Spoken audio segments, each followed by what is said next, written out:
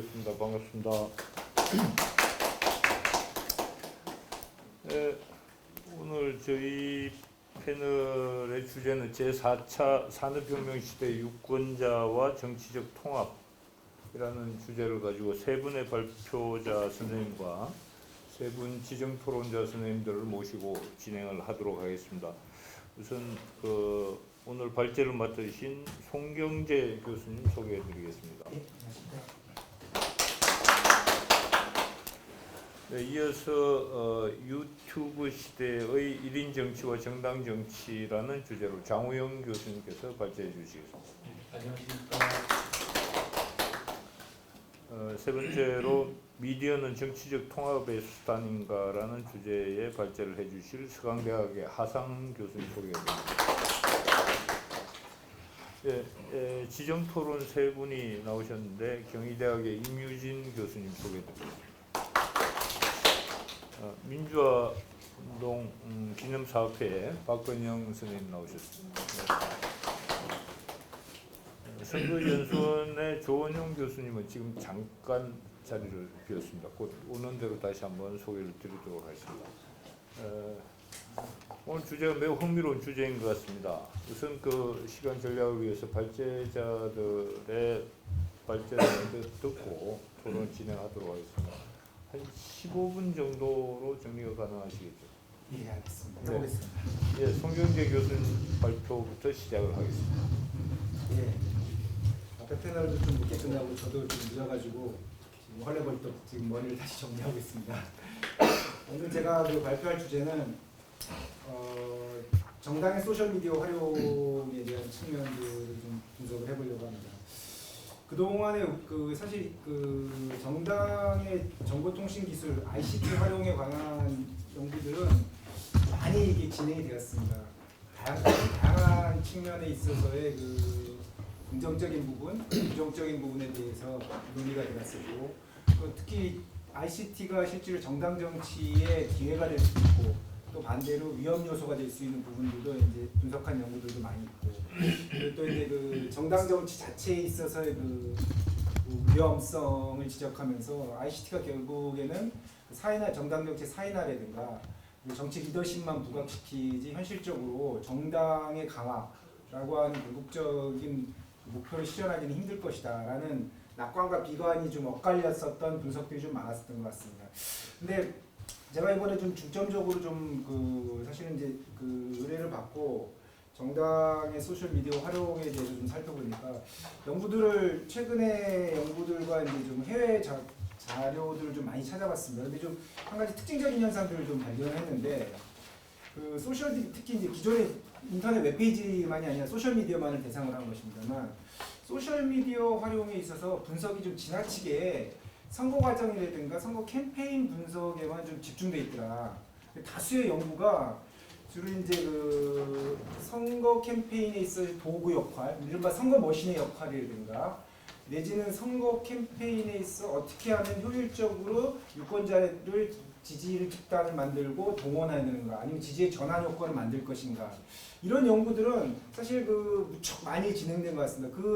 전환점은 아무래도 2006년에 있었던 오바마 대통령이 처음으로 이제 소셜 미디어라고 하는 허브 사이트 마이 버락 오바마죠. 마이버라고도 하는데 마이버 사이트에서 이제 페이스북, 트위터, 유튜브 이제 초창기 이제 소셜 미디어인데요. 이것들을 활용하면서 사실은 오바마 대통령이 당선되기 전, 오바마 대통령이 후보로 부각되기 전까지만 해도 사실은 상원의원 한 번, 연방 상원의원 한 번, 우리가 주에서 이제 정치 활동을 한 경험밖에 없었는데 전국적인 정치인이 되는데 이제 소셜 미디어가 아주 긍정적인 효과가 있었고, 그리고 실제로 이것이 나중에 이제 후보로 당선이 되고 실제로 이제 대통령까지 선출이 되면서 폭발적으로 많이 이제 분석이 되었었던 것 같습니다. 그런데 그러다 보니까 초기 연구들 자체도 선거 캠페인의 선거 도구로서 이제 연구가 되고, 실제로 정당 차원에 있어서 연구들을 좀 찾아보니까 좀 그렇게 많지가 않더라는 거죠.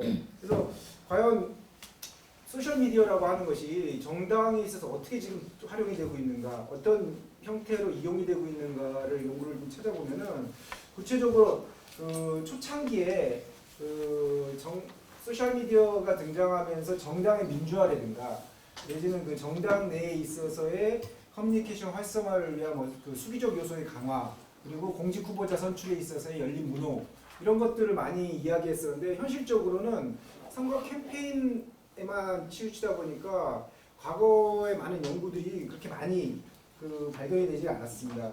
그래서 그 좀 찾아보니까 그 제가 표 1에 좀 그 선행 연구 중에서 정당의 소셜 미디어 부분만 조금 그 찾아보니까 주로 이제 내각제 국가들에서 조금 더 활발하게 이제 정당 활용도가 높았었던 것 같아요. 역시 이제 총선을 중심으로 대통령제하고 다르게 대통령제는 이제 후보가 이제 존재하는 데 비해서 내각제 국가 물론 수상이라는 후보가 있습니다만은 정당을 중심으로 한 그 경쟁 그 구도이기 때문에 주로 이제 유럽에서 이제 뭐 스웨덴이라든가 영국, 네덜란드, 뭐 노르웨이 이런 국가에서 실은 정당의 소셜 미디어 활용들이 다양한 효과를 내고 있다. 그리고 실제적으로 본다면은 그 선거 캠페인뿐만 아니라 일상 정당 활동에서도 다양한 형태로 이제 그 이용을 하고 있고 특히 뭐 정당의 자원봉사자 모집이라든가 뭐 당원 모집 그리고 당비 납부 이런 형태들이 다양한 유형들이 좀 보이고 있는 것 같습니다.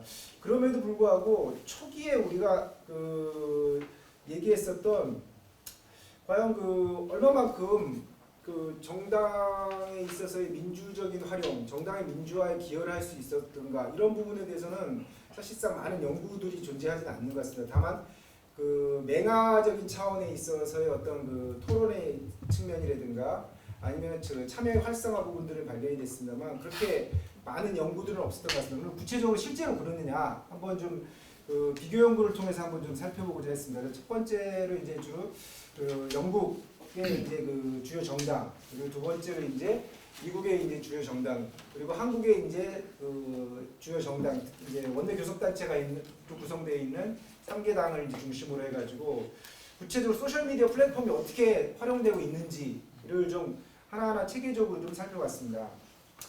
이게 첫 번째 그 영국의 케이스가 이제 표 2에 미국이죠. 미국 먼저 했는데 미국이 이제 표 2에 이제 그 설명이 되어 있는데요.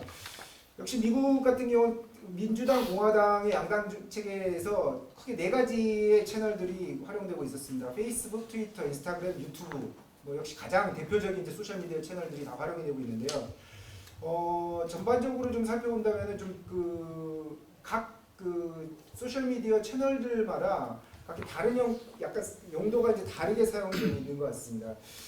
인스타그램을 제외하고 페이스북이라든가 트위터, 유튜브의 정당 차원에서의 그 어떤 시민과 당원 간의 연계성 부분은 공화당이 더 높은 것으로 이제 나타나고 있습니다.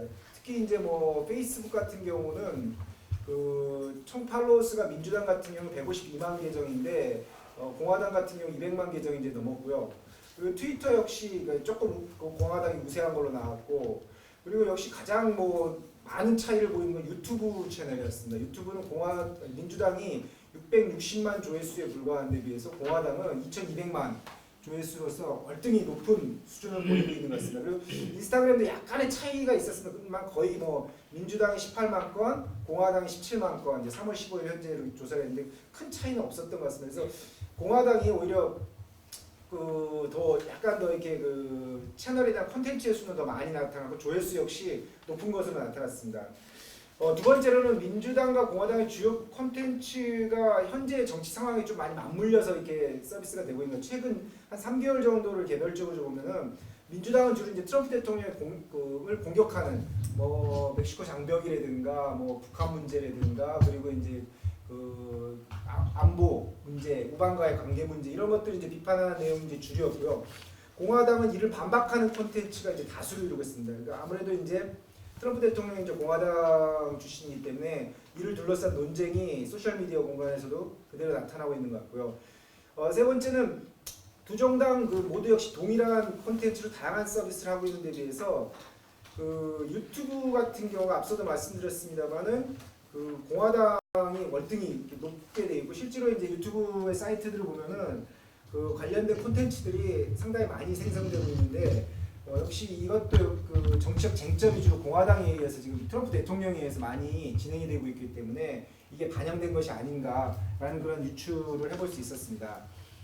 두 번째, 영국은 미국이 이제 대통령제 국가인데 비해서 영국은 이제 그 내각제를 채택하고 있는 국가이기 때문에 상대적으로 정당의 활동들이 더 소셜 미디어 활동이 더 활발하게 진행이 되어 있고 다양한 형태로 이렇게 나타나고 있는 것 같습니다. 영국 보수당과 노동당을 좀 살펴보면요, 이것도 표로 좀 정리했는데요. 표 3에 보시면은 보수당은 페이스북, 트위터, 인스타그램을 이제 운영을 하고 있고요. 노동당은 페이스북, 트위터, 인스타그램, 유튜브까지 운영을 하고 있습니다. 이제 특징적인 것은 노동당이 이제 유튜브를 더 많이 유튜브에 더 선점하고 있다는 점을 알 수 있고요. 그리고 보수당 같은 경우 현재 총리 그 정권을 잡고 있기 때문에 주로 이제 총리실 소식과 이제 보수당 관련 논평과 언론 보도물이 상당수를 이제 차지하고 있었습니다. 그에 비해서 노동당 같은 경우는 주로 이제 정치 일정, 그리고 최근에는 브렉시트와 관련된 다양한 논쟁들이라든가 그 뭐 정보 콘텐츠들이 상당히 많이 이제 그 제공이 되고 있었습니다. 좀 특징들을 좀 살펴보면요. 그 역시 내각제라는 정치 체제의 특성으로 인해 가지고 그 다양한 정당 관련 정책과 의회 정보가 미국이 역시 대통령제지만 그 우리나라 그 대통령제하고는 차이가 있기 때문에 그 중앙당의 역할이 상당히 약하기 때문에 물론 더욱더 도드라지게 나타나는 것 같습니다만 양당 모두 의회 회의 진행 과정이라든가 그리고 다양한 의회 정보가 공유되고 있고 특히 동영상으로 이것이 서비스되고 있다는 점이 좀 특별한 차이인 것 같습니다. 뭐 페이스북, 트위터, 인스타그램 제외하고 페이스북, 트위터 역시 동영상으로 모두 다 서비스가 되고 있었습니다. 특히 이제 BBC 뉴스가 제일 많이 이제 그 양당의 게시물에 이제 거론이 되는데 좀 게시물을 세려고 했는데 뭐 너 나올 것 없이 다 BBC 뉴스들을 중심으로 해가지기 때문에 뭐 그 미처 세보지 못했습니다만은 두 정당 역시 그 이런 그 공통점이 좀 있는 것 같고요. 두 번째, 영국의 두 정당 모두 단순하게 소셜미디어를 미국과 같이 커뮤니케이션 공간으로만이 아니라 정당의 당원 모집과 자원봉사 모집 그리고 당비 납부 이런 것들과 연계되어서 좀 활용을 하고 있더라. 그러니까 조금 그 미국과는 좀 다른 형태로서 이제 자원봉사자, 당원 모집 그리고 당비 납부 이런 것까지 좀 연계되어 있고요. 세 번째는 보면은 그 역시 이제 그 네트워크의 양적 측면을 좀 본다면은 보수당에 비해서 노동당의 소셜 미디어 이용자와 관련 콘텐츠가 훨씬 더 많은 것으로 나타나고 있습니다. 뭐 보수당이 페이스북 같은 경우는 총 팔로워 수가 63만 명인데 비해서 노동당은 100만 명이 넘고 있고요. 그리고 트위터 역시 팔로워가 보수당은 36만 명, 노동당은 65만 명 정도가 있고요. 그리고 그 인스타그램은 뭐 크게 차이는 없습니다. 역시 이미지 중심이기 때문이지만 그래도 불구하고 보수당이 4만 계정의 팔로워가 좀 있고 노동당이 6만 3천 계정의 팔로워가 있는 것으로 알 수 있습니다. 역시 차이는 유튜브인데요. 사실 처음에 유튜브의 존재 여부가 상당히 논란이 될 수가 있었는데 보수당의 그 페이스북하고 트위터를 잘 분석해 보니까 사실상 그 노동당도 페이스북하고 트위터의 정보와 동일한 동영상 서비스를 제공하고 있었기 때문에 사실 동일한 콘텐츠를 다른 그 플랫폼으로 지금 제공하고 있다는 차이이기 때문에 보수당 같은 경우는 별도의 유튜브를 그 서비스를 지금 하고 있지 않지만 실제로 페이스북과 트위터를 통해서 대부분 동영상 서비스를 진행하고 있기 때문에 뭐 이 부분에 큰 차이가 없습니다만 그 노동당의 유튜브 채널을 보면은 730만 건의 조회수를 보이고 있기 때문에 뭐 상당히 큰 차이를 보이고 있는 것 같습니다. 전반적으로 본다면 노동당이 소셜 미디어에서는 다양한 소셜 그 활동을 좀 하고 있는 것이 아니냐 이런 그 요약을 좀 할 수 있을 것 같습니다.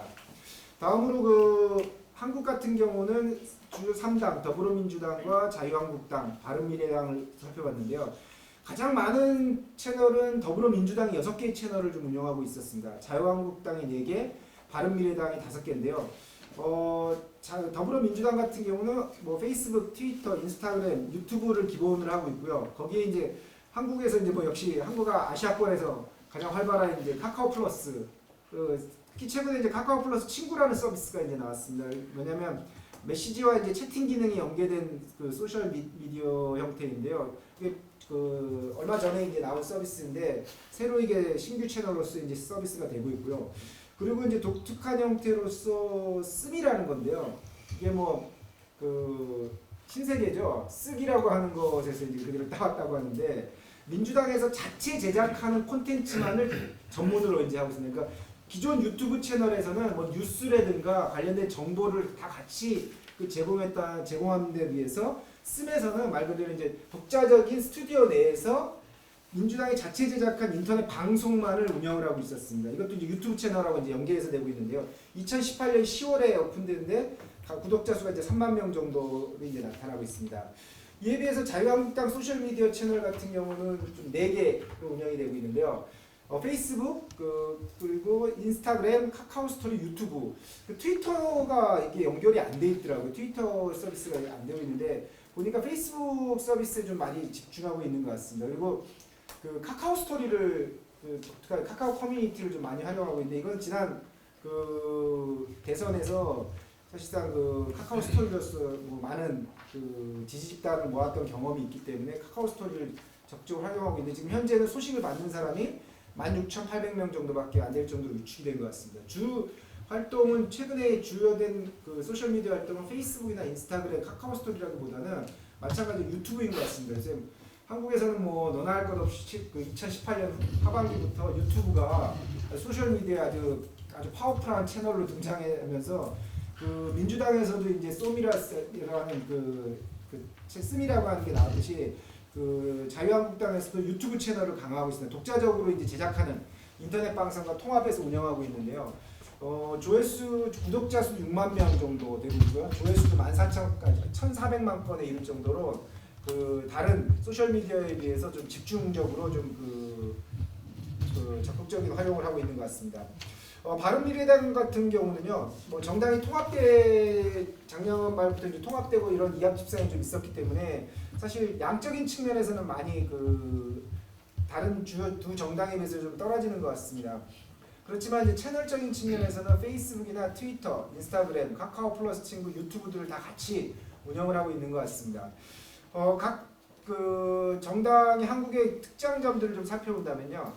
더불어민주당은 페이스북, 트위터, 인스타그램 등의 다양한 채널에서 활용을 하고 있고 특히 팔로워 등의 다른 정당에 비해서 많은 것으로 나타났습니다. 특히 이제 아까 말씀드린 씀이라는 독자적 자체 제작 방송국 채널을 운영하는 등 전략들을 쓰고 있고요.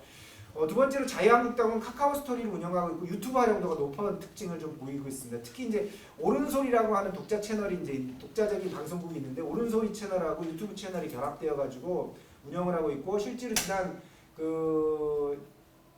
당권 전당대회에서는 이 옳은소리에서 이제 생중계를 해가지고 뭐 많은 활용도를 높이겠다라고 하는 실험도 있었습니다. 세 번째로서는 보면은 좀 특징적인 자유한국당이 더불어민주당하고 바른민주당하고 좀 다르게 당원 모집을 소셜 미디어 채널로 해서 좀 운영하고 있는 오히려 자유한국당만 지금 운영을 하고 있습니다. 다른 두 정당은 뭐 활용을 하고 있지 않지만 이런 약간의 차이점을 보이고 있는 것 같습니다. 전반적으로 좀 살펴본다면은 제가 중간중간 말씀드렸습니다만 역시 정당에서는 이게 선거 캠페인이 아니라 후보의 측면이 아니라 정당에서는 소셜 미디어를 단순한 커뮤니케이션 수단으로서 가장 방점을 두고 이제 활용하고 있는 게 아니냐. 그런 결과를 좀 알 수 있었고요. 특히 이제 소셜 미디어 채널과 함께 최근에는 스마트폰 전용 앱까지 이제 만들 정도로 상당히 적극적으로 커뮤니케이션 수단으로 이제 활용을 하고 있고 그럼에도 불구하고 정당의 소셜 미디어 활용은 아직까지 여전히 일방향적인 원웨이 방식의 커뮤니케이션만이 좀 강조되고 있고 소셜 미디어가 가지고 있는 원래의 장점이라고 하고 인터랙티비 상호작용성의 장점은 나타나고 있지 않다. 이것은 뭐 한국뿐만 아니라 미국, 영국 모두 다 나타나고 있는 특징인 것 같습니다. 그리고 정당의 소셜 미디어 활용에서 커뮤니케이션 측면에서도 하더라도 양적인 면하고 질적인 면에서는 조금 차이가 있더라. 좀 이렇게 양적인 측면에서는 3개국이 모두 다양하게 경쟁적으로 이제 채널을 확대하고 있고 다양한 구독자 수를 확보하기 위한 노력들을 하고 있는데 질적인 차원에서 차이는 보이고 있지 않나. 그러니까 서비스 면에서 특별하게 독특한 차이는 없고 기존에 정해진 소셜 미디어가 트위터라든가 페이스북의 기존 기본적인 인터페이스 안에서 그대로 운영이 되고 있기 때문에 독자적인 소셜 미디어 채널 간의 차이는 없고 한국 같은 경우가 이제 유튜브 열풍으로 인해 가지고 자유한국당하고 그 민주당에서 이제 독자적인 자체 제작 콘텐츠들을 이제 운영하고 있는 것이 약간의 차별성이 있는 것 같습니다. 두 번째로 이제 정당 민주화의 도구로서 소셜 미디어가 어떻게 활용되고 있는가를 좀 살펴봤는데, 사실 초기에는 정당 민주화에 상당히 도움이 될 것이다라고 하는, 그래서 이 파티론이 상당히 강세를 보였는데, 실제로 보니까 기존의 정당 질서가 그대로 유지되는 효과에 좀 머무르고 있다. 즉 ICT 자극이 정당 민주화를 가속화할 것이라는 그 가정과는 다르게 현재 단계 소셜 미디어 활용은 아직 정당의 민주화라는 측면을 전혀 고려하지 못하고, 특히 이제 미국 민주당의 페이스북 콘텐츠를 좀 더 세밀하게 살펴보니까 뭐 정당 지지와 반대와 관련된 논의는 전혀 없었고요. 영국 보수당이 2018년 1월 1일부터 12월 31일까지 게시글을 쭉 한번 훑어봤는데도 불구하고 뭐 자원봉사자 모집이라든가 당원, 당비 모집 등을 채널에서는 운영하고 있습니다만, 구체적으로 뭐 정책 토론이나 투표, 뭐 정당 민주화 관련된 활동들은 거의 발견할 수가 없었습니다. 세 번째, 정당의 소셜미디어 활용이 그런 선거 캠페인 부분에서는 여전히 적극적으로 활용하고 있더라. 실제로 미국과 영국, 한국에 있어 선거 기간을 보면은 이렇게 적극적으로 선거 캠페인 활용하기 위해서 자원봉사자라든가 선거 운동원을 모집하기 위한 활동들을 적극적으로 활용하고 있고, 한국의 경우에는 2018년 6월에 지방선거 전후의 콘텐츠를 보니까 역시 정당 관련한 투표 동료라든가 정책 속의 동영상 제작들이 압도적으로 우위를 보이고 있고, 2017년에 영국 총선을 전후해서 보기 때문에 마찬가지로 투표 동료 자신들 정책 속에 선거 참여 이런 것들을 확인을 할 수가 있었습니다. 그래서 특히 선거 국면에서는 선거 캠페인 도구로서는 적극적으로 활용하고 있지만 일상적인 정치 활동에서는 크게 많이 활용되고 있지 않다라고 하는 게 한국과 뭐 영국, 미국의 주요 정당들의 특징인 것 같습니다. 뭐 이상을 요약해 본다면은 정당의 소셜 미디어 활용이 상당히 제약적이다라는 측면을, 특히 여전히 커뮤니케이션 측면에 방점을 두고 있습니다만은 그 커뮤니케이션 측면도 인터넷 초창기에서 일방향적인 측면만 강조되고 있지, 여전히 시민들이라든가 당원들이 적극적으로 참여하는 상호작용적인 커뮤니케이션 채널로서는 아직 기능하고 있지 못하다. 뭐 일부이긴 하지만 뭐 미국에서는 2007년에 유튜브 정책 토론회라든가, 그리고 자유한국당이 2019년에 당대표 경선에서 이런 유튜브 채널을 활용해가지고 토론을 활성화하려고 시도는 있었습니다만 이것이 긍정적인 기능을 하지는 못했다. 단순히 이제 중개 역할만 하지 않았느냐, 그런 평가들이 많이 주류를 이루고 있는 것 같습니다. 그리고 역시 정당의 민주화라든가 이런 측면들의 활용도는 상당히 떨어지고, 역시 이제 가장 중요한 게 선거 기간 동안에 투표 동료 차원에서 다양한 활동들이 이제 이루어지고 있는 것을 우리는 분석에서 알 수가 있었던 것 같습니다.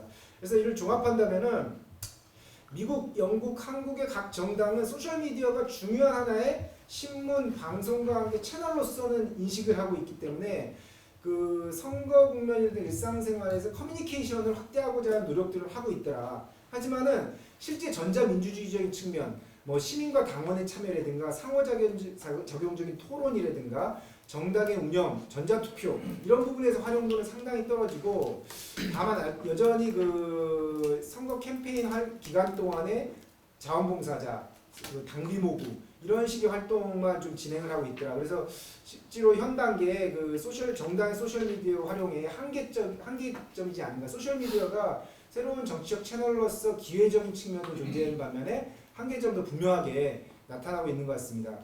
뭐 여기서 마무리를 짓지 못했습니다. 사실 한 가지 측면도 좀 고려를 해야 될 것 같습니다. 실제로 소셜미디어가 가지고 있는 채널적 특성도 좀 고려를 해야 될 것 같습니다. 특히 소셜미디어가 페이스북이라든가 트위터라든가 유튜브라고 하는 채널 자체가 일반적으로 우리가 범용화된 서비스라고 하죠. 특화시킬 수 있는 기능들이 그렇게 많지가 않습니다. 제한되기 때문에. 그럼에도 불구하고 이제 영국 같은 경우는 좀 특화시켜가지고 독자적인 서비스들을 좀 만들고 있고, 그리고 오히려 지금 미국과 미국에서 이제 가장 많이 나타나는데 이제 스냅챗이라고 해가지고 자체 앱을 이용해가지고 새로운 소셜미디어 채널을 만드는 방식으로까지 이제 활용을 되고 있는데, 아직 그런 부분에서까지 좀 소셜미디어의 기본 범용 서비스들이 정당의 활용 수준까지 좀 안 되는 게 아니냐, 좀 이런 기술적 한계도 좀 같이 고려해야 될 것 같습니다. 네, 이상으로 좀 발표를 마치도록 하겠습니다. 감사합니다.